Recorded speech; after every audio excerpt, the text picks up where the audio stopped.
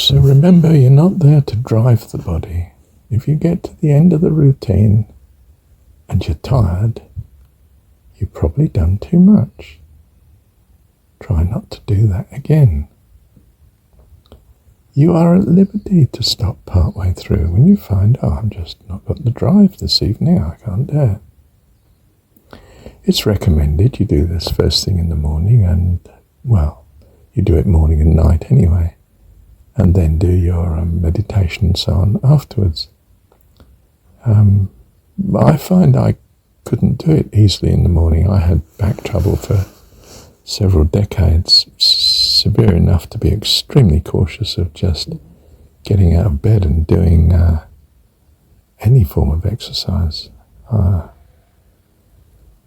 mean, I still have difficulty with some exercises because I didn't run at all for several decades.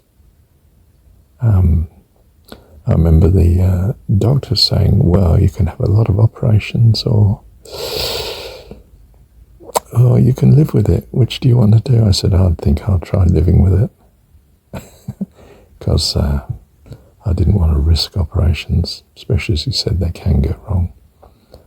So, and by the grace of God, it's got better over the years, thank goodness. So that it's scarcely a concern for me much of the time now.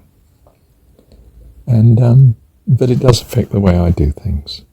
Okay? And I'm an older man, of course, 76, so I mean, I don't expect to do it with the same speed and vigour of a younger man, although I'm greatly impressed at whatever age Kriyananda was here. He's doing it with energy, vigour and strength, isn't he? Most impressive, I thought. And I might point out, I think Paramahansa thought his demonstration of the exercises was most impressive because, as far as I know, he always used Kriyananda as his example of how to do the exercises. So, probably worth remembering that when you're watching how Kriyananda does things. And I don't mean I'm commending that you take him as your guru. I'm not into that, as you know. Called no man teacher is the Jesus teaching. How do you accept this teaching from Jesus then, if no man is going to be teacher?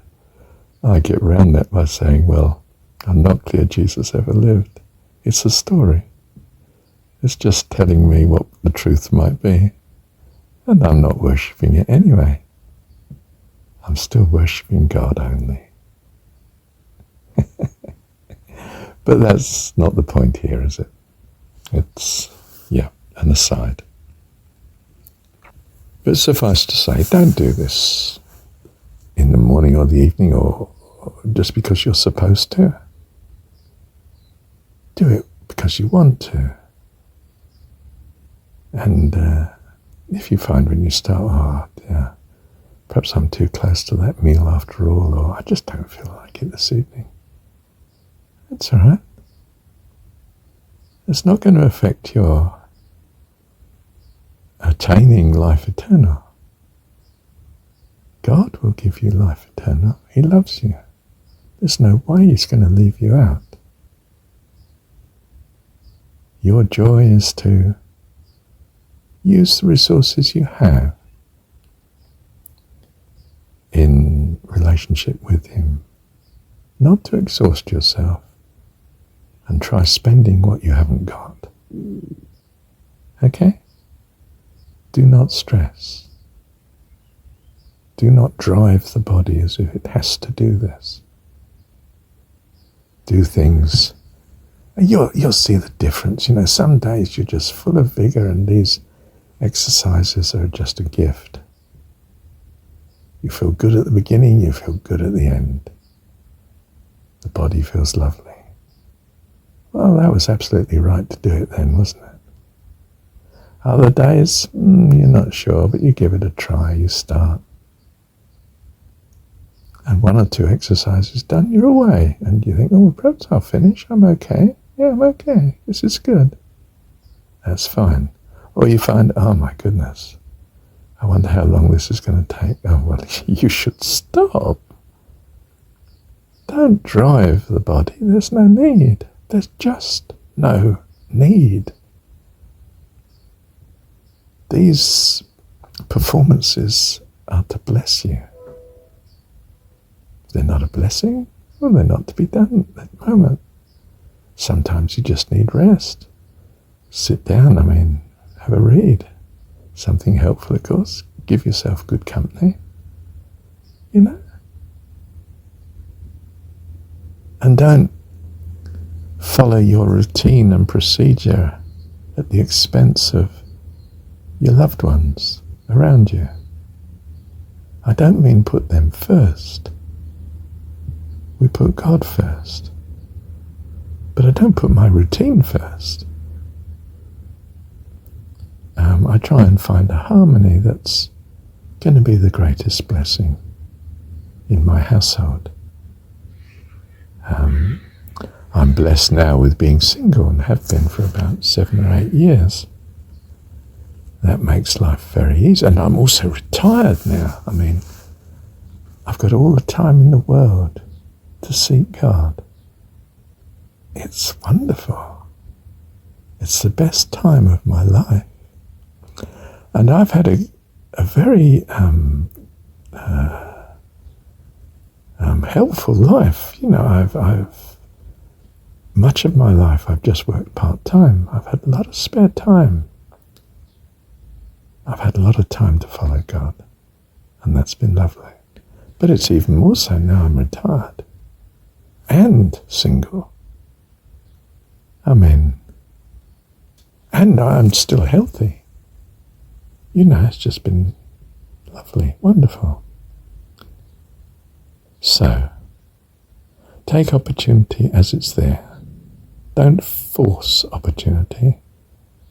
But to drop from 5 to 4 days a week can be possible with some type of work that you possibly could do.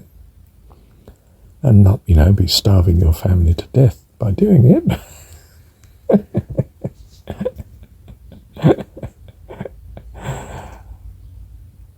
You'll do what you understand to be best. And the more you love God, the more you'll get it right. Because your God is the personification of what you value. And as your values change, your relation to God changes too. Because He changes to you. And He probably loves you because that's what you value. A God that would love you. Good. He can live up to that, no problem at all. He'll get you through. Because He loves you and He's very able. He's your best friend. He's your eternal friend. I know I'm right. I've got tears in my eyes. He's your eternal friend. Whether you know Him or not, He knows you. He dwells in you. And loves you to bits. He's your dad, heavenly dad.